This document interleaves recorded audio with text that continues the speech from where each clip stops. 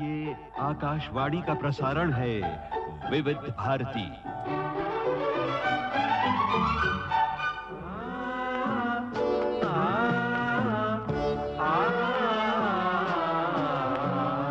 संगीत सरिता।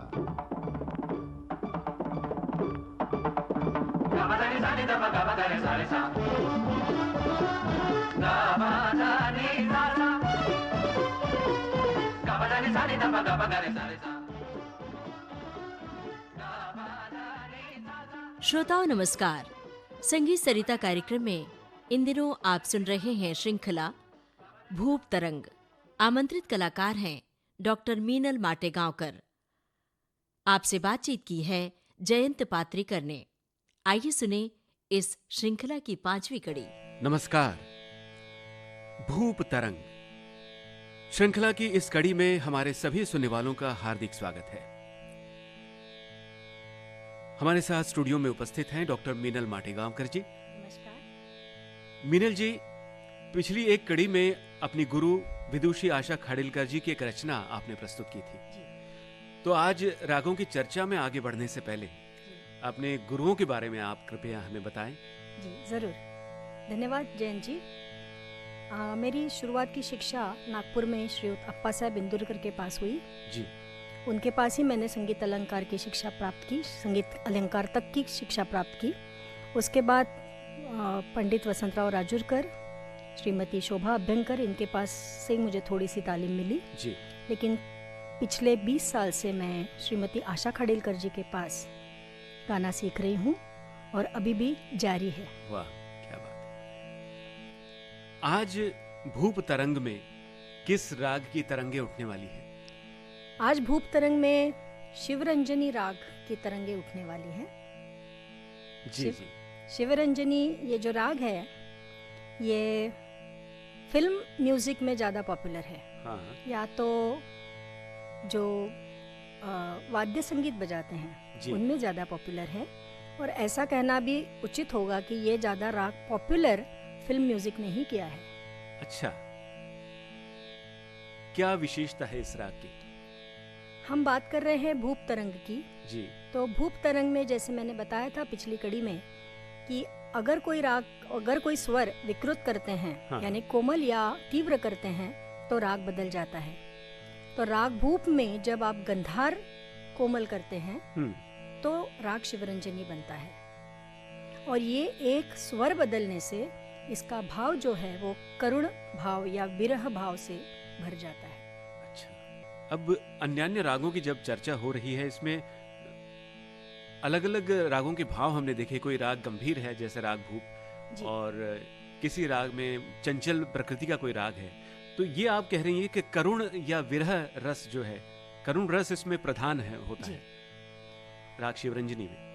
राग शिवरंजनी के स्वर जब हम सुनते हैं या कोई धुन सुनते हैं, हाँ। तो मन में अजीब सी एक बेचैनी सी छाई जाती है। अच्छा। किसी से सहन न होने वाला वियोग, या तो अब मैं क्या करूं, ऐसी उलझन में जब कोई रहता है, हाँ। तब शिवरंजनी राग ज्यादा असर करता है। तब जो मन से निकली हुई आर्त पुकार है ये शिवरंजनी है। कोमल गंधार से व्याप्त और उसकी आस रहने वाला ये राग है। अच्छा। और ज्यादातर ये भी बताना चाहूंगी, कभी कभी ऐसा होता है कि कोई रागों का मध्य सप्तक या मंद्र सप्तक में भाव अलग होता है, और जब वो तार सप्तक में जाता है तब उसका थोड़ा सा भाव बदल जाता है।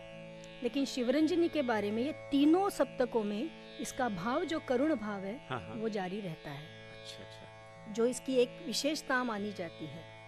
हाँ। अभी आपने आस शब्द का प्रयोग किया, उसे थोड़ा सा विशद करके बताएं विस्तृत रूप में। पिछली बार मैंने न्यास के बारे में बताया था। अभी आस यानी जो स्वर का आपके ऊपर असर गाने वाले या सुनने वालों के ऊपर ज्यादा रहता है, वो स्वर की आस या उसका जो तरंग है वो ज्यादा रहता है, उसको स्वर की आस बोलते हैं। जैसे स्वर तो एक ही है लेकिन उसकी जो श्रुतियाँ आजू बाजू होती है, जैसे भारतीय संगीत में हम लोग 12 स्वर तो बोलते हैं लेकिन 22 श्रुतियाँ हैं। तो अलग अलग श्रुति के ऊपर उसकी जो आस है वो बंधी होती है। सो ये आस और न्यास ये बहुत ही अभ्यास का विषय है। जैसे रियाज करते जाते हैं वो मिलते जाता है। निश्चित रूप से संगीत सरिता सुनने वाले जो विद्यार्थी हैं संगीत के, जी उन्हें इसका फायदा होगा। अब राग शिवरंजनी के आरोह अवरोह और चलन की बात कर लें। जी, शिवरंजनी का थाट माना जाता है काफ़ी। ये बड़ी अजीब सी बात है कि भूप शुरू होता है कल्याण से, जी, विभास होता है प्रातः काल में, देशकार होता है दिन के दूसरे प्रहर या प्रथम प्रहर में। हाँ हाँ, शिवरंजनी ये जो राग है ये मध्यरात्रि का राग माना जाता है। तो एक स्वर बदलने से कितने उसके डायमेंशंस बदलते हैं वो देखा जाता है। इसका वादी स्वर जो है वो ऋषभ और संवादी धैवत माना जाता है, लेकिन इसके बारे में भी गुणीजनों में मतमतांतर है। कुछ गुणीजन इसको ऋषभ और पंचम भी माने जाते हैं। तो जैसे मैंने बोला कि ये शास्त्रीय संगीत जो है ये एब्स्ट्रैक्ट है, इसका इंटरप्रिटेशन जैसे जैसे लोग गाते जाते हैं बजाते जाते हैं उनको जो जो मिलते जाता है वो प्रमाण कुछ दिनों तक या कोई एक धारा की वजह से चलते जाता है। अच्छा, इसका आरोह अवरोह बताऊंगी। हम्म, सा रे ग प ध सा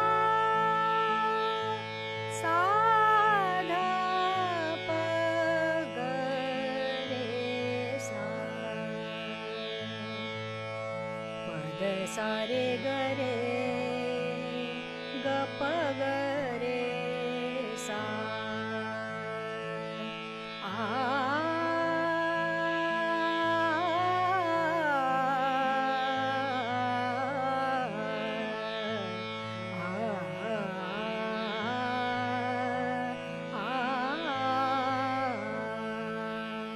जो मैं बात कर रही थी आज की, जी,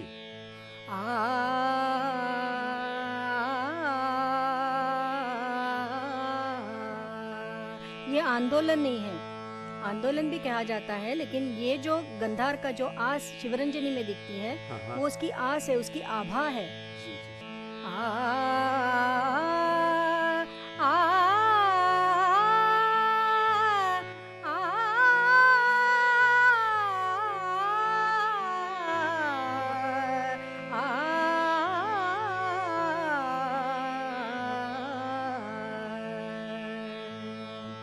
इसमें एक बंदिश सुनाना चाहूंगी, स्वागत है। 3 ताल में निबद्ध है। आवो आज पिया मंदिर मोरे, आवो आज पिया मंदिर मोरे, आवो आज पिया मंदिर मोरे, बहुत दिन न जिया तरसाए, आवो आज पिया मंदिर मोरे, आवो आज पिया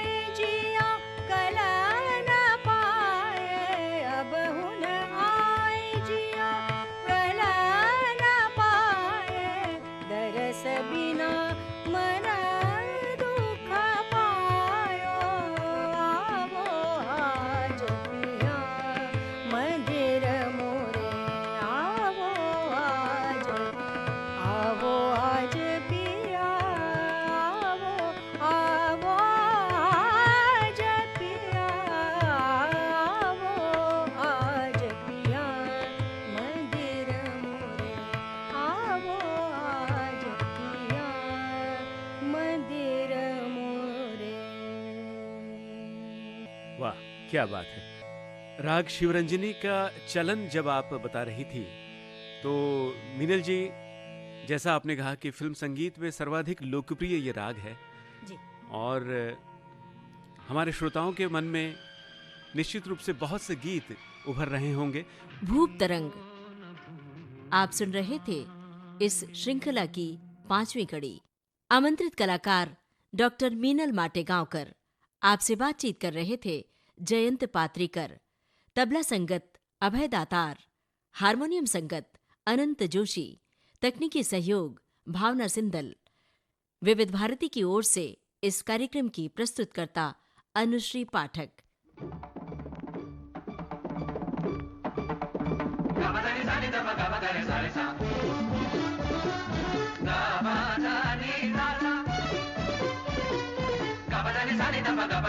Sa